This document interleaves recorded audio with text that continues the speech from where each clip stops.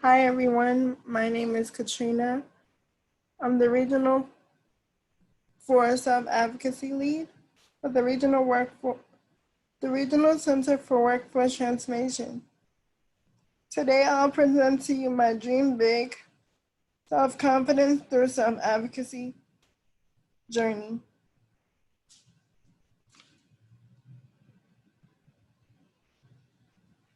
I hope you are all doing well during this challenging time. Everyone needs a little light of happiness, and through my story with cerebral palsy and how supported decision making and other supports has impacted my life, I hope you find some light. And remember, where there's hope, there's possibilities.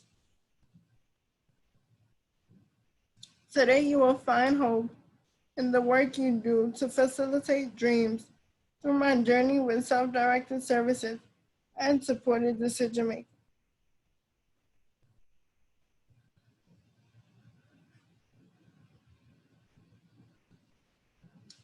This journey really began at 9 months old when I was diagnosed with cerebral palsy.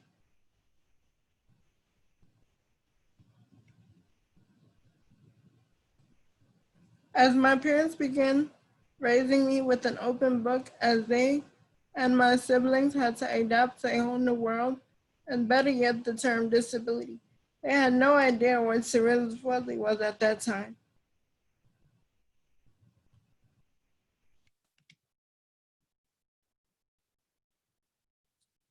I watched each step and every experience my parents had with me growing up. It has made such an impact on the reason I want to give hope and share possibilities. It's truly beyond words.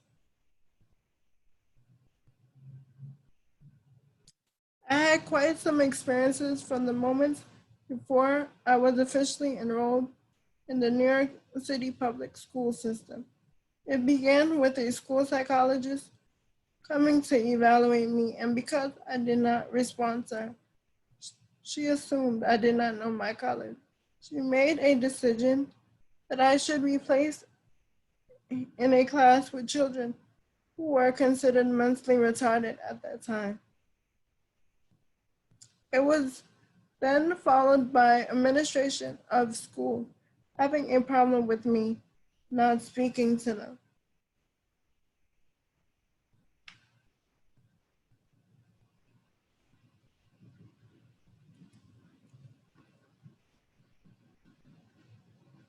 I was left out of school trips, almost senior proms, or even for my name to be called at my high school graduation. Better yet, in high school, I was in a classroom size of a closet with no windows, and students with disabilities only had a class on the first floor. Until my junior year and senior year, we started to have classes on the floors integrated with general education students, but it did not change my feelings of being invisible. I often said, how can I be so small but so big? I felt distance from others. During this time, I struggled to accept my disability. Although wheels has been a part of my life since I was 4 years old, I truly wanted to fit in. During during the challenges in high school, there were times I wanted to give up, but my mom was a strong advocate. She had no one to echo her voice, and she knew I had the potential. And with my paraprofessional who worked with me in sixth grade and then for my entire high school journey, as it was requested by my mom, she was always there for me. She always was by my side. She was the one that took me to the side and taught me things and made sure I got my schoolwork, homework done on my free time. When other students went to gym and I wasn't able to, that's what I did. I did schoolwork and homework. She was tough on me at times, but that's because she knew I was capable beyond those labels. She never stopped believing in me. She mentored me daily. She always had those ears to listen. Because of her, I graduated high school and fought for it by the plans.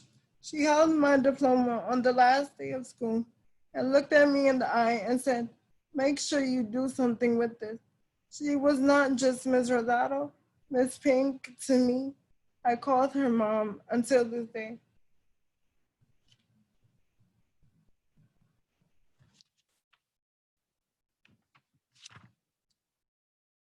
They said those from the hood cannot make it very far. My parents did not raise us in that street life. We lived here because it's what my parents can afford and the home my parents were offered to. Because of the narrative that was created for us in East New York and Bronxville. In Bronxville, only 32% graduate high school with a diploma and 13% as a bachelor's degree. I got to rise above so much. I got to prove that I'm from the hood, but the hood does not define me. I got to prove, despite a disability, I graduated college with honors. Did you know only 6 to 7% of people with disabilities graduate college? And I am a woman of color, and I got a lot to prove and show to the world what's possible despite the view of society. Those with disabilities are given low expectations to rise from, especially in the special education system. I was only on a fifth or sixth grade level in reading or math, yet I passed reading exams with higher standards, made it through college with 95% A's and B's, just graduated with my associate's degree this June 2020.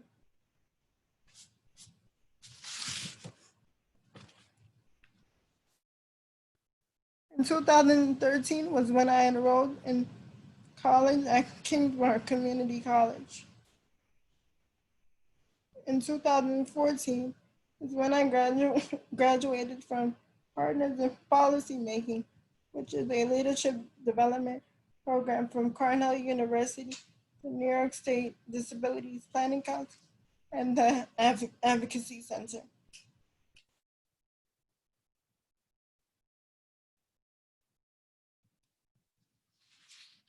In 2014, students with disabilities also got a seat at the table, including myself, and I began serving on the Youth Advisory Panel for Special Education in Albany.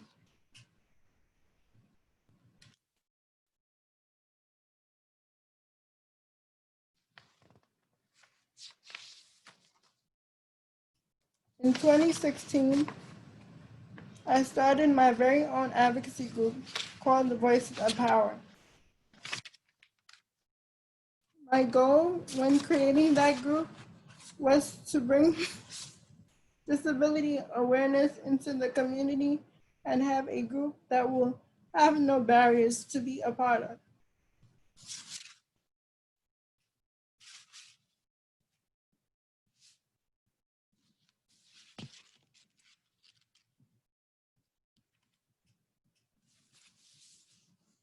So here is some extent of my advocacy work. I also began serving on the DDPC Language Competency Work Group. I also got certificates from Youth Power. I took part in the Amplify New York Youth Leadership Forum. I also took part in the University of Youth Power, where I got a certificate for majoring in peer advocacy. And I also served on the developmental Disabilities Planning Council, as well as their individual and families committee.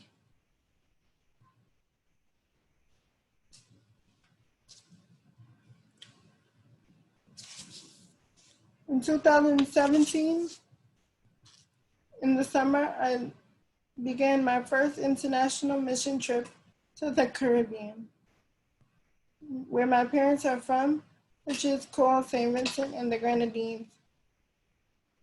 I visit the Police Youth Club to talk to young people about living with a disability.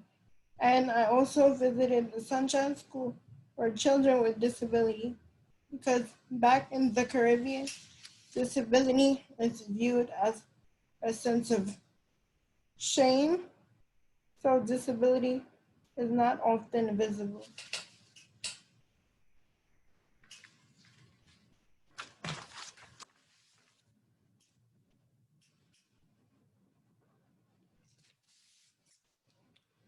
In October 2017, I became Miss Wheelchair New York 2018 with the platform to bring some advocacy into schools and make them more inclusive.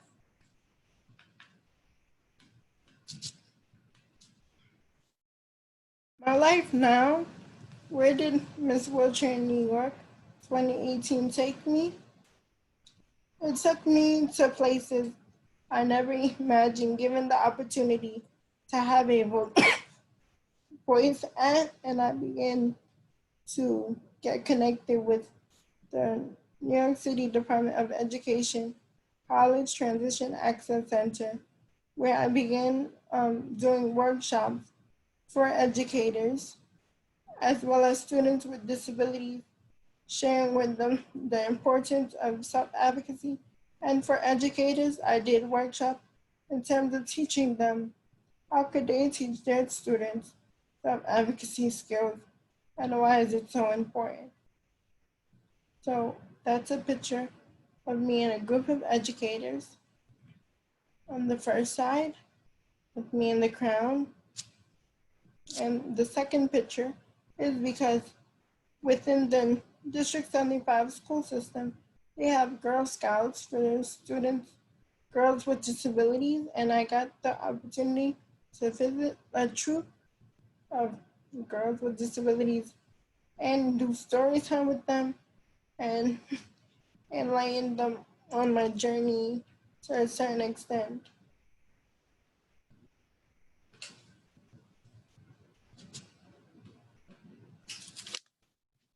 Never be afraid to venture out, disability or not. Um, I'm pretty much fearless in a way, but I'm just never afraid to try something new to some point. I have been surfing, rock climbing. I was given the opportunity to fly a glider's plane with the help of a pilot. So for me not to be scared, I went with my camera in front of me so that I can be able to see what's in front of me without being afraid. The next picture, the last one, is a picture with me at NAACP Students Speak Out, representing students with disability. Although in the group, I was already aged out of high school, but I felt like I still needed to represent those who was not fully represented.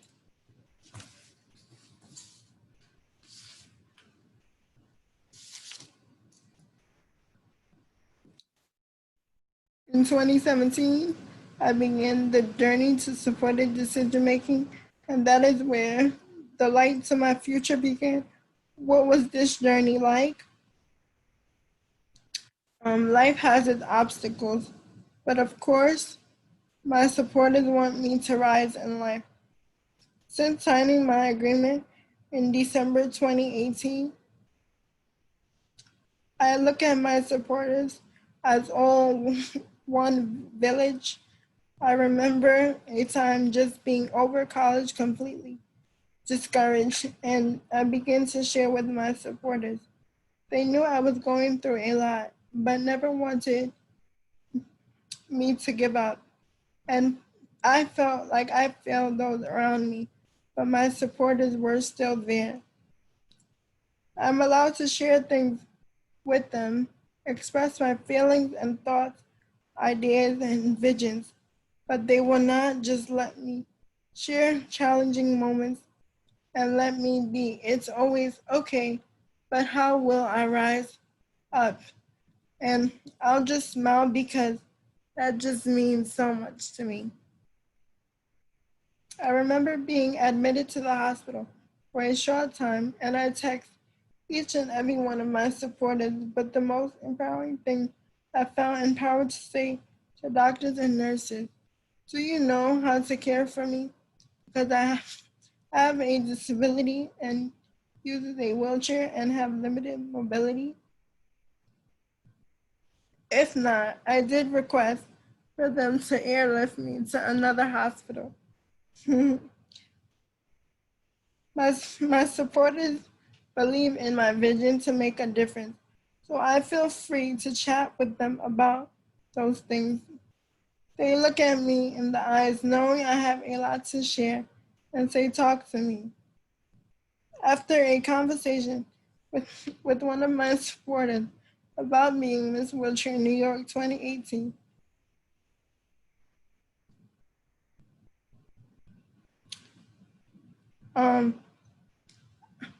I started to talk to them about how impactful wearing the crown and sash is for so many young ones living with a disability.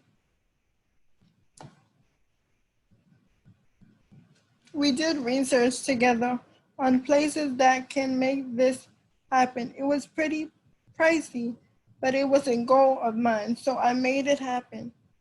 I created a 3D doll of myself, and now the next journey to this project is to figure out how I can learn to create action figures so those with disabilities can have an action figure of themselves. How cool is that?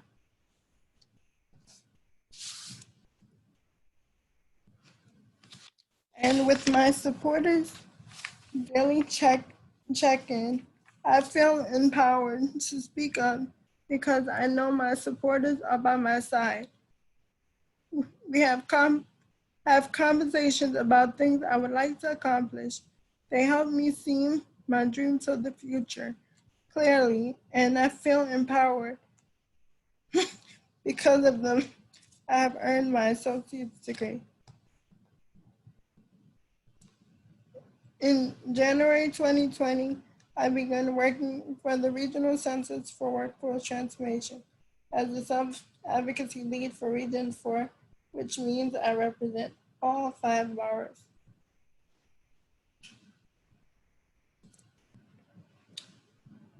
So what do I do as a self-advocacy lead? I connect with others, organizations, and self-advocates so they can get to know about the Regional Census for Workforce Transformation and for self-advocates to know and DSP workers to know more about the core competencies and other services OPWDD provides and offers. I connect with direct support professionals and other self-advocates to talk about how they have been impacted during this time and how we can support them. I develop trainings and presentations, and of course, I share my story. Here's a picture of my associate's degree that I recently earned in liberal arts, and the picture states, as a child, my dreams were shattered due to my disability and me on. Now I can fly within my dream and passion. So can you become who you want to be. And I share that because success looks different for everyone, and I want everyone to keep that in mind, disability or not. There are some others who are living their best lives along the way, and I have had the great pleasure to know them and also meet them. The picture on the left-hand side is a picture of my mom and dad and the actor Speechless. The picture on the right is a picture of me and my best friend who is attending NYU on his way to becoming a disability rights lawyer. In July 2020, I also graduated and became a part of Respectability, National Women Speakers Bureau. Here's a picture of all the 11 women, I believe, who took the training and is a part of the National Women Speakers Bureau. And what's so cool about it is that the lady at the right bottom in front of me and the current Miss Wheelchair New York 2020, she is also one of my supporters who happens to have an invisible disability and serves as an ally to the disability community because of me. My plan since graduating college is I would like to start a nonprofit business and continue my work with the Regional Centers for Workforce Transformation.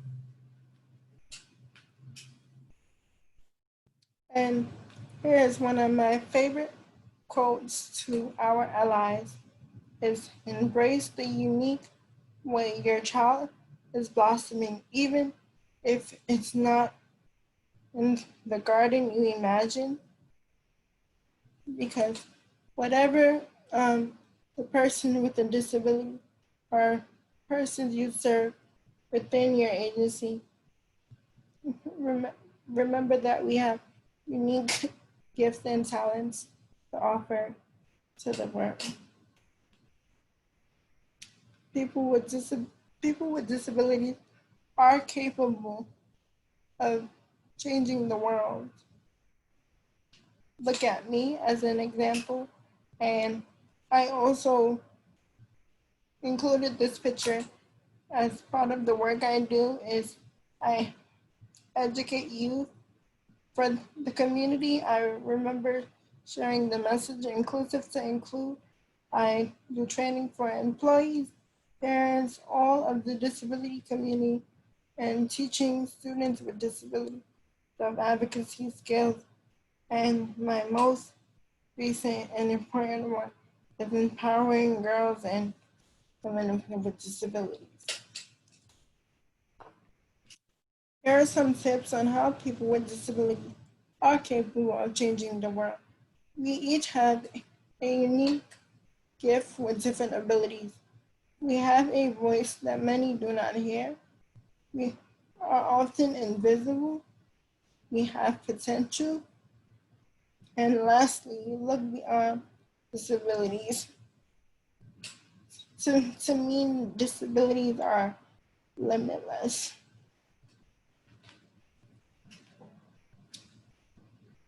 My other favorite message is successful people are not just those with a college degree, a job, and a house.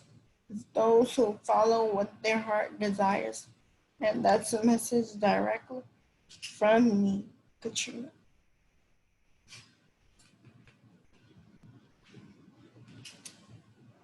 And if anyone have any questions, feel free to share or reach out to me. Thank you.